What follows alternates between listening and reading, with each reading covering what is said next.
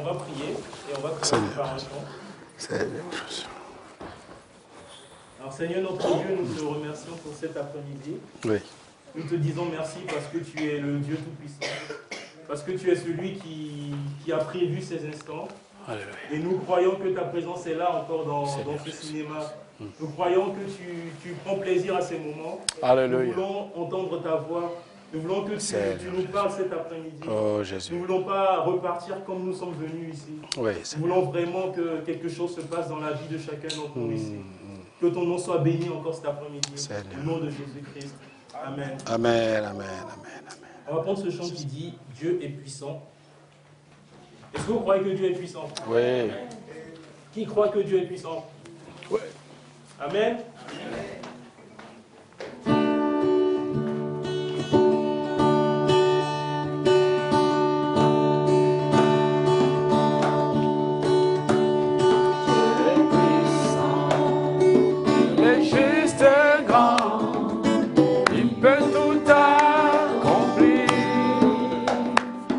Que nos pensées, plus loin que nos désirs, il fait toutes choses. Élevé, il a vaincu la mort. Élevé, mon Dieu est puissant. En son nom, j'ai la victoire. Le Seigneur.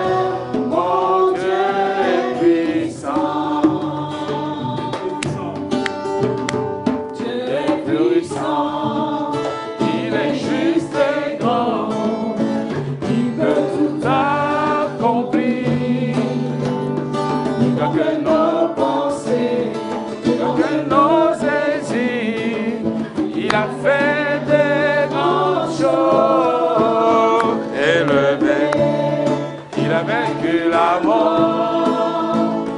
Élevé, mon Dieu est puissant. En son nom, j'ai la victoire. Le Seigneur, mon Dieu est puissant.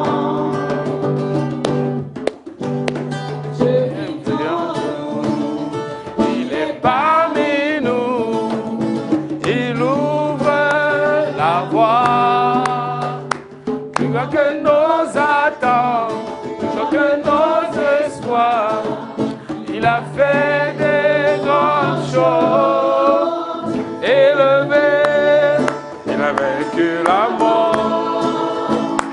Élevé, mon Dieu est puissant. En son nom, j'ai la victoire. Le Seigneur, mon Dieu est puissant.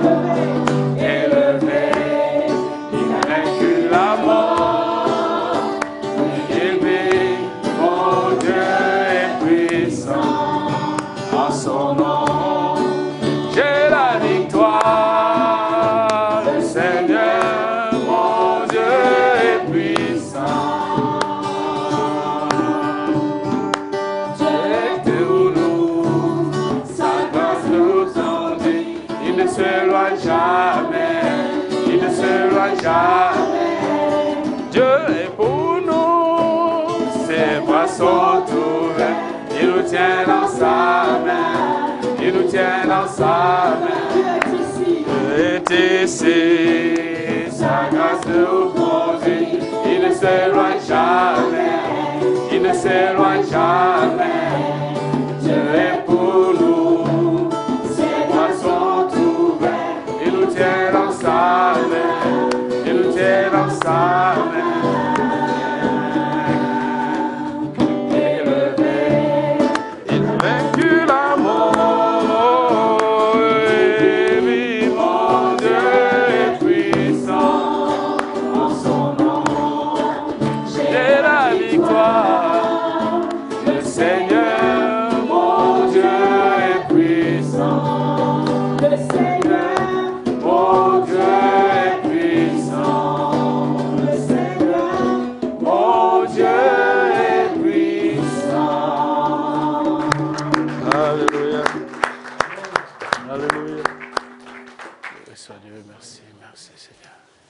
Alléluia. Le prochain chant dit, Dieu est saint.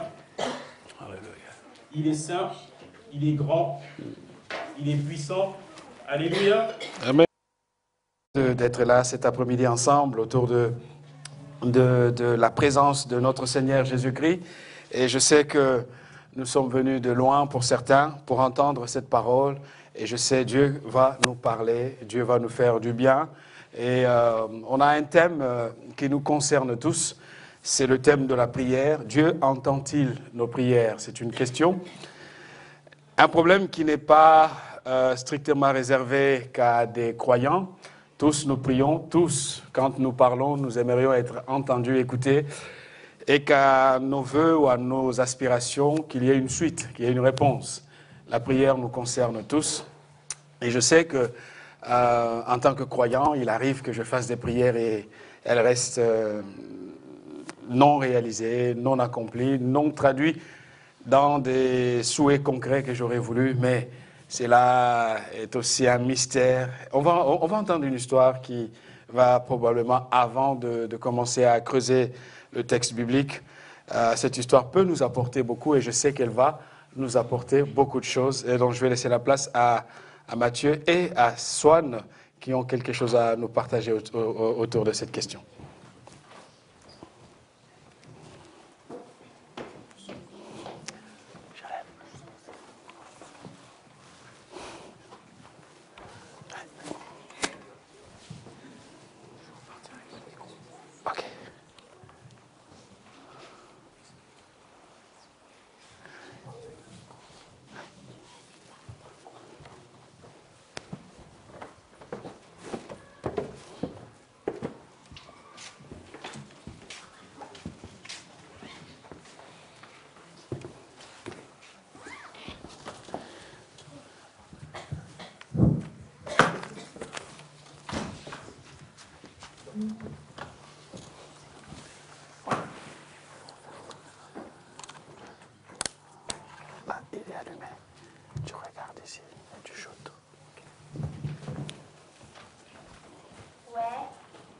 Ouais, non mais grave.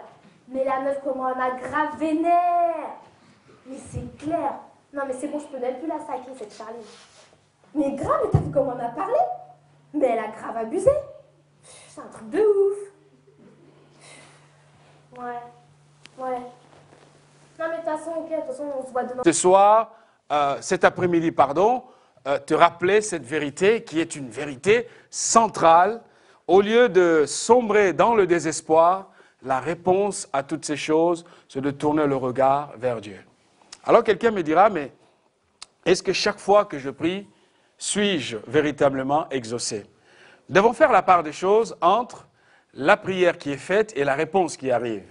Bien souvent, la réponse de l'homme voudrait que tout soit fait ici et maintenant, dans l'instantané. On veut que ça soit du tuc au tac. J'aimerais vous dire que Dieu est comme un papa. Cette prière nous a rappelé que cette jeune fille qu'on a vue en train de prier, elle a commencé par notre Père. Et vous savez qu'en tant que Père, jamais vous n'allez vous permettre de différer à plus tard ce qui est urgent. Si Dieu ne me répond pas dans l'immédiat, c'est peut-être de son point de vue, ma situation n'est pas urgente. Je prends un exemple simple. Votre cœur va s'arrêter. Vous allez mourir. Dieu ne se permettra pas d'attendre parce que dans son discernement, il y a l'urgence et le pas urgent. Autrement dit, toutes les prières, peut-être pour lesquelles je n'ai pas encore obtenu des réponses, c'est probablement de mon point de vue, c'est très urgent, mais Dieu qui me connaît peut se donner la liberté de les faire attendre pour un moment, tout simplement parce qu'il sait le plan qu'il poursuit dans ma vie. Nous avons entendu parler de cette histoire biblique de cette femme, Anne, qui n'avait pas d'enfant, qui, pendant plusieurs années, a été sous le poids de l'humiliation, de la honte, et dans son couple, tout allait bien avec le mari dans la relation à deux, mais dans la famille, de manière un peu plus globale, ça n'était pas facile. Jusqu'à ce qu'un jour, elle se tourne vers Dieu pour crier de tout son cœur. Même le prophète, le sacrificateur ne comprenait pas ce qui se passait, mais cette femme, le chagrin de son cœur, l'a poussée vers Dieu. Mon ami, la prière est avant toute chose une question de gémissement et d'espérance. C'est parce que ça ne va pas que je crie vers celui qui est plus fort que moi. C'est parce que ça ne va pas que je me tourne vers celui qui est capable de venir à mon secours pour m'aider. La Bible déclare que pendant des années, les enfants d'Israël étaient dans l'esclavage en Égypte jusqu'à ce qu'un jour, Dieu dise « J'ai entendu les gémissements de mon peuple. J'ai entendu la souffrance, les peines que lui font subir les Égyptiens. Alors je suis descendu pour le délivrer. » Ce soir, cet après-midi, pardonnez-moi, c'est le moment pour Dieu d'abord de commencer à te rappeler que toutes les prières faites, même en secret, Dieu les entend, mes amis. Dieu les entend. Certes, elles ne sont pas encore toutes exaucées, mais le propre d'une prière, c'est que c'est un dialogue. Je parle et je parle à quelqu'un qui entend et qui à son tour me répond. Et combien de fois Dieu n'a-t-il pas donné des réponses à nos prières dans ce dialogue, dans ce face-à-face, où nous venons avec des besoins, mais Dieu pointe le doigt là où c'est nécessaire. On a vu avec ces jeunes filles, il est plus facile de dire à Dieu, donne-moi le pain de ce jour, pardonne mes offenses, mais on peut rapidement passer et occulter cette dimension de pardonner aussi les autres personnes.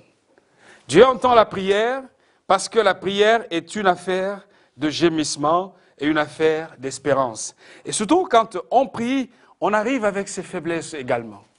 Faiblesse de notre état, faiblesse de notre condition, parce que ce qui rend en fait la prière efficace, ce n'est pas le nombre de décibels que l'on peut faire, l'on peut lancer quand on crie. Et au sujet des cris, vous savez, vous qui êtes parents, je ne sais pas si vous avez un enfant qui crie dans la salle de bain. Je prends un exemple pertinent, c'est quand vous avez un enfant qui crie dans la cuisine, vous savez discerner dans le cri de votre enfant ce qui est de la détresse, de ce qui relève du loisir. Si vous sentez un enfant lancer un cri de détresse et que vous vous dites, là, il y a un danger, jamais vous ne vous permettrez de rester dans le salon. Vous irez très rapidement auprès de lui pour voir ce qui se passe. Il en est de même de ce Dieu que nous adorons et ce Dieu que nous servons. Lorsque la détresse est là et que le cri traduit une profonde détresse, le Seigneur ne se permettra pas de vous faire traîner ou encore de retarder ce qui est urgent. La prière est une affaire de faiblesse de l'homme qui exprime son désir devant la puissance de celui qui est au-dessus de toute chose, devant la puissance de notre Dieu. Elle est faible, mais à cause de cette faiblesse, Dieu nous donne un secours. L'apôtre Paul disait dans l'épître aux Romains, il dit au chapitre 8, verset 26 de Romains, il dit de même aussi, l'Esprit nous aide. Vous savez, Dieu est un papa fidèle, un papa qui veille à tout pour nous donner le secours dont nous avons besoin. L'apôtre dit, de même aussi, le Saint-Esprit nous aide dans notre faiblesse. Car nous ne savons pas ce qu'il nous convient de demander dans nos prières. On croit que chaque fois qu'on parle, c'est dans la bonne direction, mais l'apôtre nous dit que nous ne savons pas ce qu'il convient de demander dans nos prières. Mais le Saint-Esprit lui-même intercède par des soupirs que nous ne pouvons pas exprimer. Des soupirs inexprimables.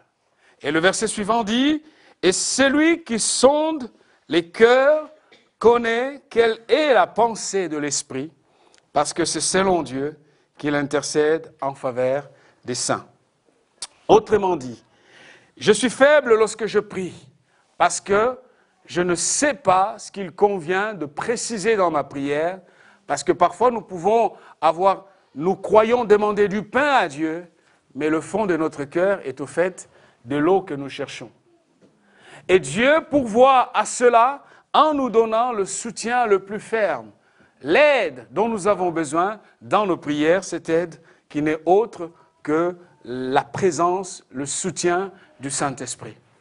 Et l'apôtre Paul de dire que lorsque nous prions, le Saint-Esprit reprend cette prière et il la porte à Dieu.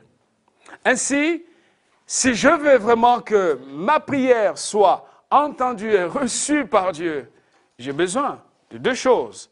D'abord, d'avoir Dieu comme Père. Parce que la prière biblique, la prière de celui qui vient à Dieu, commence par reconnaître en Dieu le Père créateur, notre Père. Et cette notion de notre Père demande de notre part une relation avec lui. Vous savez, vous ne demandez pas des bonnes choses à n'importe qui. Vous demandez des choses qui sont bonnes à la personne qui a une relation avec vous. Vous n'irez pas demander tout et n'importe quoi à la première personne qui arrive. Il y a besoin d'avoir une relation avec lui. Oui, Dieu entend les prières, mais Dieu entend les prières de ses enfants. Dieu entend les prières de ceux, même s'ils ne sont pas encore ses enfants, s'engagent dans ce chemin de tourner leur regard à lui pour crier un secours qui vienne de la part de Dieu. Le psalmiste encore disait que lorsque le malheureux crie, mais de quel malheureux s'agit-il? De l'homme qui comprend ses limites et qui sait pertinemment que la solution véritable, elle est auprès de Dieu. Lorsque ce malheureux crie, la personne qui est dans la souffrance se tourne vers Dieu et crie à lui demande de venir intervenir. Il est écrit dans la parole, Dieu entend sa prière, Dieu change le visage de cette personne en enlevant la tristesse pour lui accorder la liberté, la vie. Mes amis, Dieu entend la prière, mais nous avons besoin, comme je l'ai dit premièrement, d'être en relation avec lui. C'est l'apôtre Jean qui dit, nous savons que Dieu nous exauce si déjà nous faisons une prière qui est dans le plan de Dieu. Autrement dit, ça veut simplement dire que le propre de la prière adressée à Dieu exige qu'il y ait un cadre. Le cadre, c'est la relation avec ce Dieu. Parce que si nous ne croyons pas en lui et que nous avons besoin de lui que quand nous sommes dans la difficulté, certes, au nom de sa bonté gratuite, parce qu'il lève son soleil pour les justes et pour les méchants, il peut nous accorder des choses. Mais pour combien de temps? Le plus important, ce n'est pas d'avoir ce que l'homme riche me donne. Mais si j'ai la possibilité d'être l'enfant de cet homme riche, j'aurai la possession totale de cet homme riche parce que je suis son enfant. Nous avons à gagner lorsque nous entrons dans cette relation avec lui. Il devient notre Père. C'est un Père qui est plein d'amour, qui a des projets de paix pour nos vies, qui a un projet de bonheur pour nous. Sortons de notre refus de sa personne pour venir à Dieu et dire « Seigneur, je vais être à toi ». La prière commence par un cadre qui s'appelle la relation avec Dieu. Deuxième chose importante, du coup, c'est accepter d'être assisté. Accepter d'être aidé. Parce qu'il est dans la nature de l'homme que d'être faible. Nous sommes faibles. Je suis faible. Et quand je veux avoir ce dont j'ai réellement besoin, il faut que j'accepte l'aide que Dieu me propose. Et cette aide n'est rien d'autre que la présence du Saint-Esprit. La Bible dit, lui connaît ce que Dieu veut, ce que Dieu sait, ce que Dieu a de bien pour nous. Votre enfant peut vous demander des bonbons, mais vous lui dites non. C'est pas parce que les bonbons sont amers. C'est bien sucré, mais trop de bonbons peuvent avoir un problème de santé sur l'enfant. Et quand vous lui dites non, ce n'est pas parce que les bonbons sont amers, mais vous voyez ce que l'enfant ne voit pas. Et vous essayez de protéger sa vie, de protéger sa santé. Chers amis, vous êtes venus cet après-midi avec peut-être un cœur déçu, chargé, avec une quantité d'interrogations, mais je vais simplement vous dire que si vous acceptez l'aide de Dieu, vous verrez que tout va changer. Parce que le Saint-Esprit, venant nous assister, il connaît ce que Dieu veut et il sait ce que nous voulons. Il fera en sorte de travailler de manière à ce que la volonté de l'un et de l'autre se croise et qu'alors le reste ne soit que la suite d'une histoire d'amour qui existe entre le Créateur et sa création. Par contre, si je me tiens à l'écart, je décline l'offre de Dieu, je me crois fort. Notre problème en tant qu'être humain, c'est que parfois nous nous voyons en train de sombrer et nous disons demain ça ira mieux. Mais comment ça ira mieux demain? Au fait, demain n'est rien d'autre que les conséquences d'aujourd'hui. Si aujourd'hui, mes choix ou la voie que je prends n'est pas la bonne, je ne peux pas espérer un lendemain meilleur. J'ai besoin d'accepter. En acceptant le soutien du Saint-Esprit, on reconnaît son besoin d'être aidé véritablement. Moi, je n'ai pas honte de dire que je ne sais pas prier. De toute façon, la Bible dit, nous ne savons pas ce qu'il nous convient de demander lorsque nous prions. À partir de là, si Dieu le dit dans sa parole, pourquoi aurais-je honte de le dire moi-même? Pourquoi aurais-je honte de l'appliquer à moi-même? Je ne sais pas ce qu'il me faut faire. Je ne sais pas comment vraiment demander. Alors j'attends de Dieu. Je laisse à Dieu. Dieu, tu connais ma vie. Dieu, tu connais mes besoins. Saint-Esprit, sois mon soutien. Par contre, le Saint-Esprit ne devient pas notre aide si nous n'avons pas Christ comme le centre de notre vie. Au fait, le Saint-Esprit n'ira pas à l'encontre de la parole de Dieu. Le Saint-Esprit est là pour tout simplement glorifier Jésus dans notre cœur. Et si cet après-midi, tu veux avoir l'assistance du Saint-Esprit, il est important de passer par celui qui envoie l'Esprit. C'est Jésus-Christ. Voyez que, en acceptant la voix de Dieu, qui n'est rien d'autre que le cadeau, son cadeau éternel, son Fils unique, mort sur la croix pour toi, qui a donné sa vie pour toi, qui a payé le prix, qui peut te donner la véritable liberté, qui a tout donné pour que tu aies le meilleur trésor, Jésus-Christ, lui, sera là. Il te donnera la paix, la paix que tu recherches. Le travail, l'argent, le matériel, c'est rien. Le matériel n'est que la conséquence d'une relation que nous avons avec Dieu. Du moment où le véritable ennemi, qui est le péché, est vaincu, le reste trouve la solution. Le reste, je dirais, se règle par soi-même. Cet après-midi, il est possible d'accéder à une relation personnelle avec Dieu en faisant de Dieu ton Père. Alors, chaque fois que tu pries, tu ne viens pas devant quelqu'un d'horrible, de méchant, devant quelqu'un qui va te rejeter ou qui va te juger, mais tu t'approches de ton Père éternel. Tu peux lui parler. On va voir un témoignage tout à l'heure d'un homme qui est passé par là. Il avait une vie complètement abîmée. Alors, abîmée dans le vrai sens du mot. Un jour, dans sa tristesse, il s'est tourné vers Dieu. Il a simplement lâché un cri, « Si tu existes !» Et Dieu, qui a entendu que cet homme, le vœu de son cœur était de créer le lien, alors Dieu est arrivé. Il a tout cherché, par des voies médicales, par toutes les sortes de libération. Il a frappé à toutes les portes, mais rien ne se fait jusqu'à ce qu'il ait commencé par le commencement. Faire de Dieu mon Père. Et c'est Dieu, vous savez, un papa ne change pas d'enfant parce que l'enfant est criminel. Ça reste son enfant. Un jour, Jésus donnera cette parabole de l'enfant prodigue. Il est parti, il a fait tout et n'importe quoi. Mais le jour où il est revenu, il était toujours l'enfant de cet homme. Aujourd'hui, tu es toujours l'enfant de Dieu. Accepte de renouer le lien. Que Dieu devienne votre Père. Acceptez cela. Qu'il redevienne votre Père. S'il le devient ou qu'il le redevient, et que le Saint-Esprit devienne notre aide, vous verrez que les choses vont se résoudre et iront dans la bonne direction. Nous sommes faibles. Il ne faut pas avoir honte de l'affirmer, parce qu'au fait, la force dont nous avons besoin, ça reste Dieu lui-même. Voilà les deux versets que je voulais partager avec nous. Mais avant de passer à un moment de prière, je veux qu'ensemble nous puissions regarder ce témoignage qui est apprêté. Il est en anglais, mais sous-titré en français. Donc faites attention au niveau de la vitesse de lecture.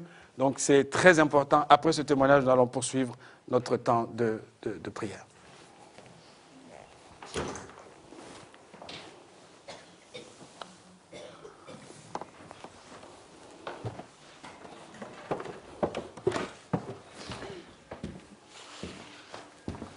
in my head, I was like, okay, I'm going to accept Christ in front of everybody right now.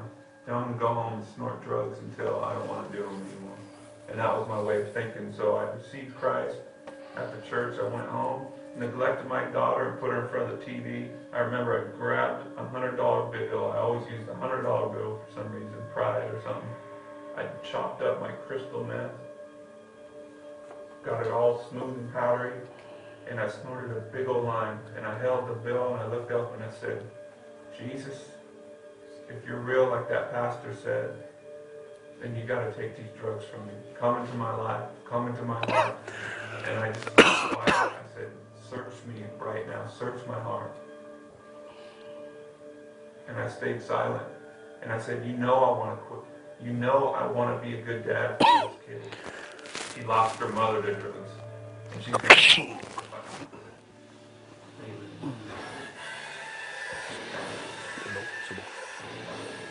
There's a high when you go on stage and you see all these people like just loving your music and loving you and stuff, and there's these girls and all these people like worshiping me. And when you see all those people just going nuts for you, it's like, you know, it puffs you up inside. You're like, you know, I'm important.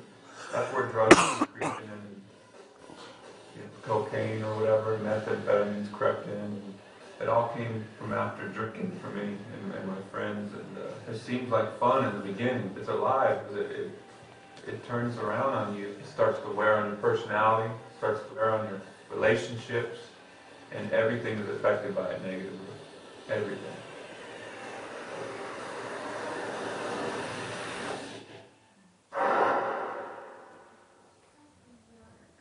There was a few times where life seemed good. My daughter Janaea, she came into the world, and I was like, it was just such a big feeling. I thought my life could just be that forever, you know. It was like it was spiritual. Just didn't know what was happening. I just felt so much love to fill my emotions, and I thought I was going to be happy, but I just couldn't stay sober. I didn't know how. I hit rock bottom. I had swore that I would never do methamphetamines again because I saw what it did to my child's mother. It just took her feelings away and made her leave her kid. I just wanted her dead. I wanted to kill her. I thought she was the scum of the earth. And you know, how could she do drugs like that and let the drugs win her like that? So I never was going to do meth again.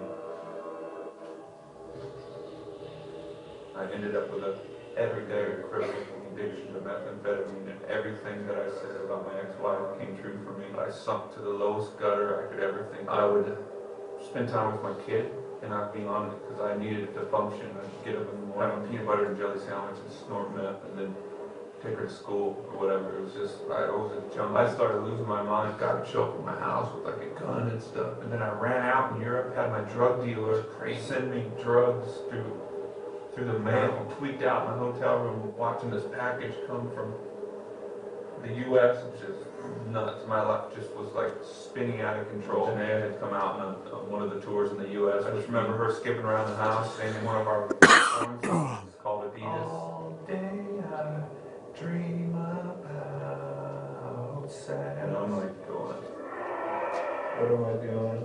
I'm a junkie. I'm duck singing all day. I dream about sex. And I'm going to die.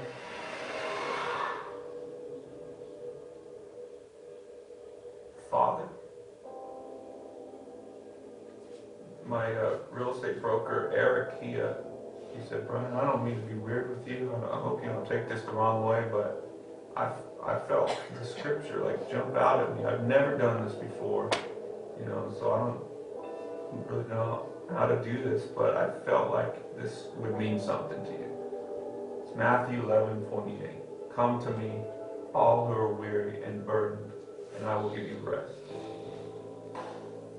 I remember all tweaked out, looked up in the dictionary, weary, I looked up burdened, and I pulled this scripture apart, and I was like, weary and burdened, and I need rest for my soul. And I didn't know if it was real, but you know, they invited me to church a couple weeks later, and I received Christ at the church. I went home, neglected my daughter, got it all smooth and powdery. Jesus, you got to take these drugs from me. Search me right now. Search my heart.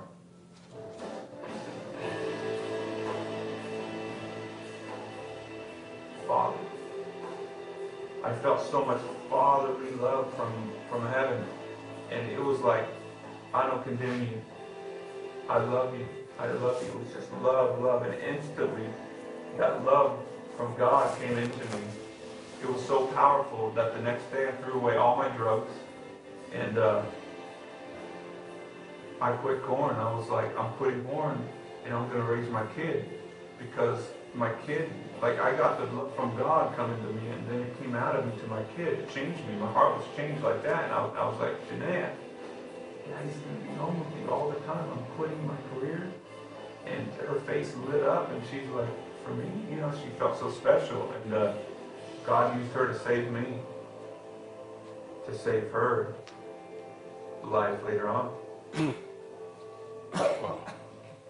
My dream came true way more than I dreamt about. I made more money. I played bigger shows. I mean, houses, cars. I tried drugs. I tried sex. I tried everything to try to get pleasure out of this life. And I thought that I could fulfill my life with all this stuff by having my dream come true. And it came true. But it didn't fulfill it. When Christ came in, that feeling, He gives you the gift of understanding life, which is everything was created for Christ and by Him, and we're created to be with Him. And it's the most incredible feeling because you're where you belong, and contentment is given to you in life because you don't have to look anywhere else, and you're exactly where you need to be. And the question about life is answered. I'm Brian Head Welch, and I am second. Wow.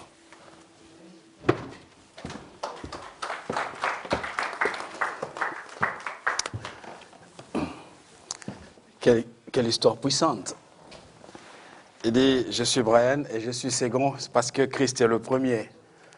Un témoignage de conversion, mais le point sur lequel je peux rapidement m'appuyer, c'est surtout lorsqu'il se tourne vers Dieu. Il dit, Père. Ouais, il commence par l'appeler Père. Et quel papa ou quel parent rejetterait un enfant qui vient à lui, qui vient crier à lui. Cette histoire est puissante parce que la première fois que je l'ai lu, je l'ai regardé, c'est Alain à l'église qui l'a projeté. Et depuis lors, j'ai gardé ce témoignage de cet homme dans ma mémoire. Peut-être que plusieurs personnes ne connaissent pas le groupe Korn, mais c'est le top des meilleurs groupes du monde. L'argent, la gloire, tout, il en avait. Mais quand Christ est arrivé dans sa vie, il a changé de vie et il a arrêté de suivre cette gloire du monde. Mais la réponse à sa tristesse, c'était le fait de se tourner vers Dieu et de crier à Dieu, Père, j'ai besoin d'aide. Cet après-midi, tu as probablement besoin d'aide, raison pour laquelle tu es venu entendre ce message. J'aimerais simplement, pendant que le groupe de louange remonte, me rejoindre, nous allons ensemble prier. Alléluia. Nous allons nous incliner. C'est une réunion sur la prière. Je voudrais que nous fassions des prières spéciales aujourd'hui. Des prières qui se tournent vers Dieu dans un moment de décision radicale où chacun va porter son problème au Seigneur. Quelle que soit la situation figée par où tu passes en ce moment, Dieu est capable.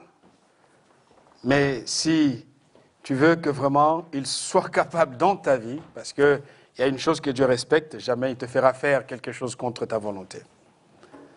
Si tu veux que sa capacité se démontre dans ta vie, simplement fais de ce Dieu ton Père. Tourne-toi vers lui comme Brian, comme tant de personnes l'ont fait dans la vie, tu peux dire à Dieu, mon Père. Et en commençant par cette déclaration où tu fais de Dieu ton Père, le miracle commencera et tout changera. Parce que ce même Dieu qui a touché la vie de Brian est aussi le même ici dans ce cinéma et le même que nous proclamons, le même que nous annonçons cet après-midi. Alléluia. Il y a un chant. Alléluia. Seigneur Jésus. Nous avons les yeux fermés, toujours dans ce moment de prière, et faiblement, il y a un accompagnement musical et peut-être un chant. Oh Seigneur, tu peux tout accomplir, Seigneur. Alléluia, alléluia. Seigneur, merci. Seigneur, merci. Oh Jésus, Jésus, Jésus. Merci Seigneur, merci Seigneur. Élevé, il a vaincu la mort. Lui, il vit, mon Dieu est puissant. En son nom, j'ai la victoire. Le Seigneur, mon Dieu est puissant. Élevé, il a vaincu la mort.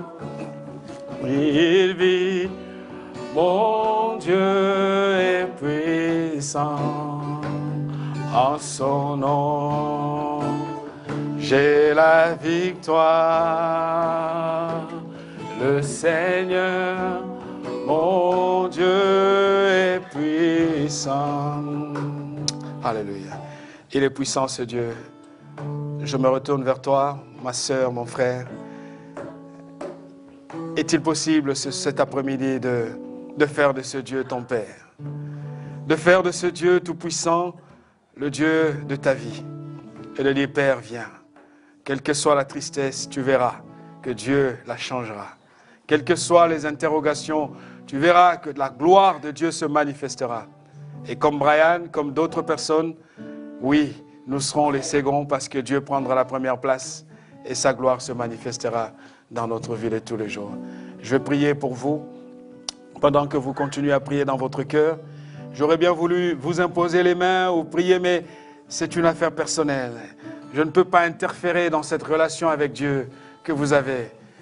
Laissez simplement votre cœur, écoutez la voix de Dieu, la voix de l'Esprit, le Seigneur qui vous parle. Suivez simplement ce qu'il dit et que vraiment sa gloire se révèle dans votre vie. Seigneur, je prie pour quelqu'un ici cet après-midi, quelqu'un qui veut être en paix avec toi, qui veut faire de toi son Père. Tu es mort sur la croix, Jésus, pour cette personne. Et tu as envoyé ton esprit pour que cette personne soit aidée, soit assistée, soit accompagnée dans ses choix, dans ses interrogations, dans ses doutes, dans ses prières. Alors, mon Dieu, un cœur, le cœur qui est ouvert aujourd'hui, le cœur qui est prêt, Seigneur, à être réconcilié avec toi. Seigneur, viens te glorifier. Viens te manifester, Seigneur. Tu l'as fait avec des gens dans la Bible et tu l'as fait avec Brian et bien d'autres personnes. Seigneur, tu es le même encore cet après-midi dans ces lieux. Touche, bénis, visite, console, accompagne, soutiens, étonne, Seigneur, parce que tu es le Dieu de toute fidélité, capable de toujours être là. Et quand on crie à toi, Seigneur, jamais tu nous abandonnes. Tu es toujours disposé à entendre notre voix. Guide ton peuple, bénis ton enfant qui, cet après-midi, s'engage. Fortifie sa foi, protège-le au nom de Jésus-Christ. Amen.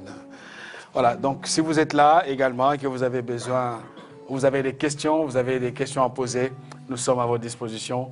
Nous sommes là, venez me voir, venez voir l'un des anciens. Nous allons prier pour vous, nous allons répondre à vos questions. Que le Seigneur vous bénisse.